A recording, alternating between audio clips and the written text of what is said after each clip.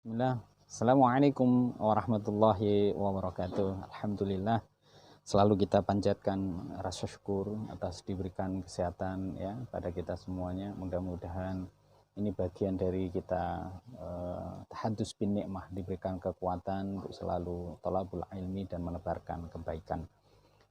Sahabat, para teman-teman yang berbahagia, pada kesempatan ini kita lanjutkan pada bahasan tentang bagaimana fatwa bagaimana lalu ijtihad para ulama itu di Indonesia memiliki dampak yang sangat besar. Nanti korelasinya dengan pengembangan filantropi Islam di Indonesia, terutama tentu karena filantropi ini memberikan support yang besar terhadap pengembangan ekonomi Islam di Indonesia. Fatwa di Indonesia dibentuk sebagai bagian ya dari ormas-ormas di masyarakat. Tentu ini menjadi lumrah di dalam konteks Indonesia. Kita bisa mengenal adanya Majelis Tarjih di Muhammadiyah, ya, Bahsul Masail di Nahdlatul Ulama, ataupun di Komisi Fatwa Dewan Syariah Nasional dalam lingkup Majelis Ulama Indonesia. Fatwa-fatwa ya oleh Dewan Syariah ini tentu merupakan respon yang dinamis terhadap berbagai hal antara nilai-nilai muamalah Islami dengan peranata bisnis, dengan ketentuan-ketentuan yang lain sebagai satu bentuk ijtihad para ulama di dalam majelis ulama ditentukan dan sudah merupakan proses yang sangat panjang, sehingga ketika berbicara fatwa, ketika berbicara kontribusinya, tentu ini memberikan dampak yang sangat luar biasa dalam konteks pengembangan ekonomi di Indonesia. Lantas bagaimana kemudian kita mencoba untuk mendialogkan itu semua ya secara dinamis, konstruktif ya, pelaku usaha ataupun kemudian pengembangan pihak terkait pada berbagai sisi muamalah, sisi ekonomi Islam di Indonesia. Ada 3 hal paling tidak dalam unsur fatwa itu ya, kita mengerti adanya ada as'ilah, ada problematik yang berkembang di masyarakat yang itu lalu carikan solusi melalui ijtihad para ulama, melalui penerbitan ya fatwa Dewan Syariah MUI, ataupun kemudian juga yang berkaitan dengan para mufti, yaitu para pemberi fatwa. Dalam hal ini tentu kelembagaan sebagai sebuah ijtihad kolektif dari para ulama, dan dari situ muncullah ajwabah ini semacam ya jawaban-jawaban ya, ketetapan fatwa yang kemudian sudah dirumuskan dan diberikan oleh lembaga.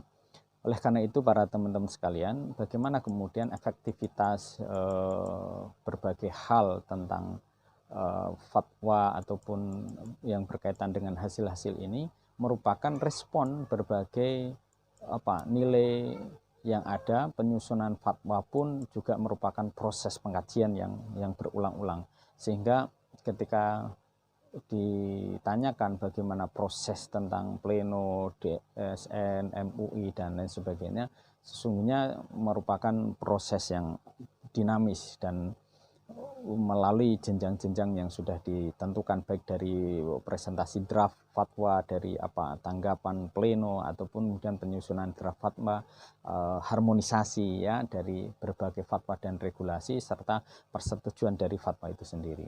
Oleh karena itu teman-teman sekalian, ketika kita membahas dalam konteks keindonesiaan, hal ini kita hubungkan ya langsung dengan lembaga-lembaga keuangan di Indonesia. Kita bisa mengenali betapa lembaga-lembaga ekonomi di Indonesia ini sangat beragam. Yang kemarin sudah kita kemukakan adanya bank ya, perbankan syariah. Lalu ada di situ tentu asuransi, ada pasar modal, ada zakat wakaf. Nah ini nanti kita akan lebih concern ke zakat wakaf. Lalu perusahaan pembiayaan ya, lembaga gade dan sebagainya. Bagaimana dengan otoritas dalam hal ini pengawasan? Ya biasanya dilakukan oleh OJS. OJS ini yang undang-undangnya secara otoritas diberikan pada tahun 2011.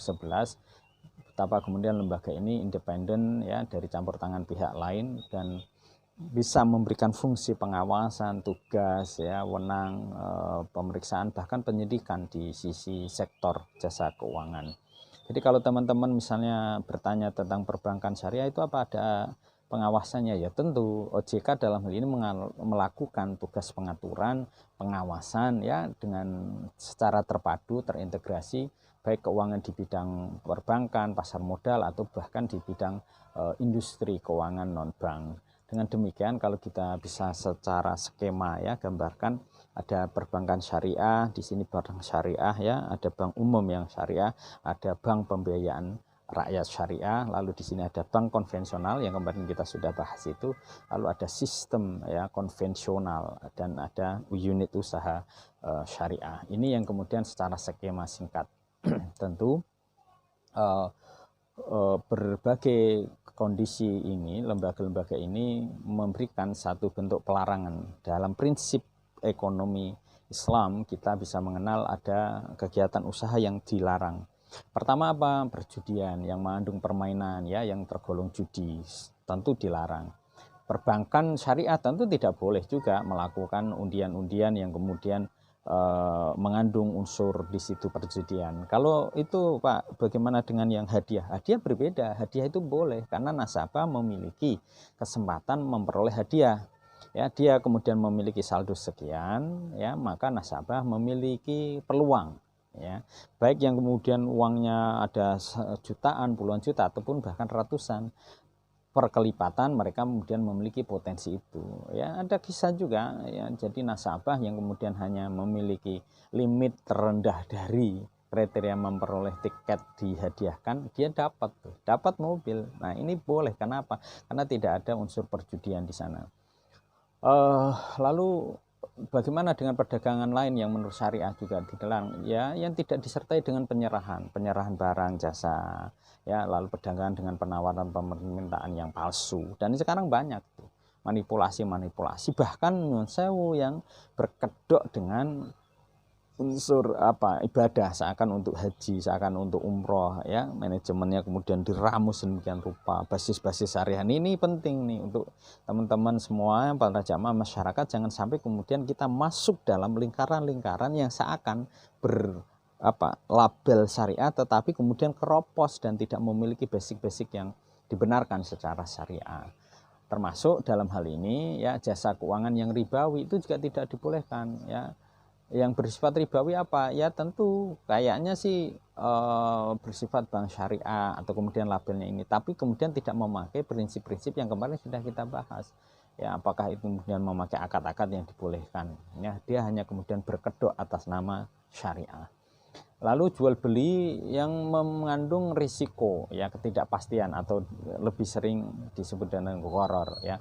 Ini juga tentunya tidak dibolehkan ya. Lalu memproduksi, mendistribusikan, memperdagangkan, menyediakan yang barang-barang yang tidak boleh. Contohnya apa? Barang jasa yang haram lidzatih. Lidzatih itu ya minuman keras ya, hal-hal yang kemudian tidak dibolehkan. Di situ ada barang yang bukan karena zatnya tetapi dia haram li ghairi dzatih, seperti yang kemudian ditentukan oleh Dewan Fatwa Majelis Ulama Indonesia, termasuk di dalamnya tentu barang yang merusak moral dan bersifat madzarat ya. Tentu ada yang bertanya, lah Pak, itu bagaimana dengan game dan lain sebagainya? Ini bersifat netral, selama tidak disalahgunakan maka dia masih boleh. Bagaimana kemudian proses yang berkelanjutan memunculkan madzarat, ini yang kemudian perlu diantisipasi, sehingga proses transaksi itu semua juga diharamkan ketika ada unsur riswah, proyek-proyek yang kemudian ada suap ya, kemudian mengandung hal-hal yang bersifat diharamkan. Tentu ini yang perlu dijaga karena nanti akan berakibat pada proses konsumsi, proses distribusi pada diri sendiri, ini yang tidak dihalalkan oleh Allah Subhanahu wa taala. Teman-teman sekalian, nanti kita masuk ya di bahasan yang selanjutnya tentang filantropi Islam, dalam hal ini wakaf dan zakat yang kita akan bahas. Terima kasih, kurang lebihnya mohon maaf. Assalamualaikum warahmatullahi wabarakatuh.